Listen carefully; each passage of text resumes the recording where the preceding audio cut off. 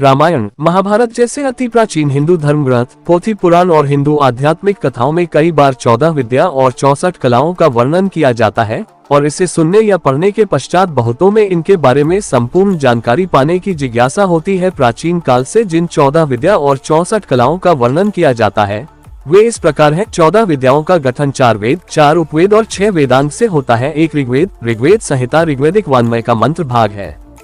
इसमें 1017 सूक्त हैं। इसे विश्व का प्राचीनतम ग्रंथ माना जाता है। विद्वानों के अनुसार ऋग्वेद 3500 वर्षों से भी अधिक प्राचीन है। 2 यजुर्वेद में यज्ञ से संबंधित विधियां और यज्ञों कर्मों में प्रयोग किए जाने वाले मंत्रों का विस्तृत वर्णन किया गया है। यज्ञ के अलावा तत्व ज्ञान का वर्णन है। तत्व ज्ञान अर्थात रहस्यमय ज्ञान, ब्रह्मांड, आत्मा, ईश्वर और पदार्थ का ज्ञान, ये वेद गद्यमय है। 3 सामवेद, चारों वेदों में सामवेद का महत्व सर्वाधिक है। साम शब्द का अर्थ है गान।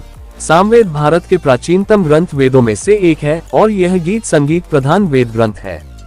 प्राचीन आर्यों द्वारा साम गान किया जाता था। सामवेद चारों वेदों में आकार की दृष्टि से सबसे छोटा है।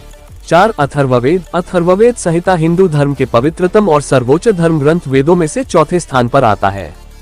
अथर्ववेद के 2 पाठों शौनक और पैपलित में संचरित हुए लगभग सभी स्तोत्र ऋग्वेद के स्तोत्रों के छंदों में रचित हैं। अथर्ववेद का विद्वान चारों वेदों का ज्ञाता माना जाता है।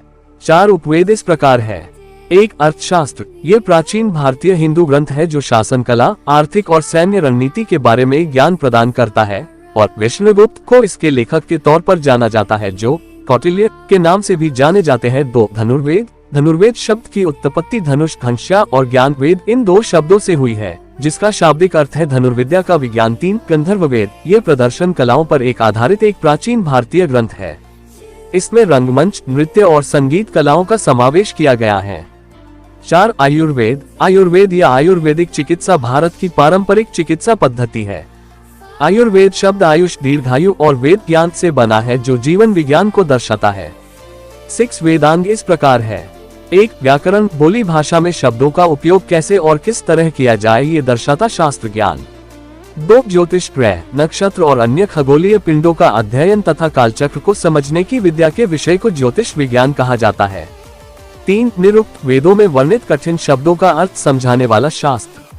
4 कल्प, धार्मिक अनुष्ठान, व्रतों, विधि विधान तथा कर्मकांड का वर्णन करने वाला शास्त्र। 5 छंद, शब्दों को काव्यात्मक रूप में ढालकर गान रूप प्रदान करना। 6 शिक्षा, शिक्षण देना, सीखना, अध्ययन और अध्यापन। अभी हमने 14 विद्याओं के बारे में बात करी और अगले पार्ट में हम बात करेंगे 64 कलाओं के बारे में। 64 कलाओं और धार्मिक धर्म से रिलेटेड वीडियो देखने के लिए हमारे चैनल को सब्सक्राइब करें और अपना आप कोई भी धार्मिक सवाल कमेंट बॉक्स में पूछ सकते हैं।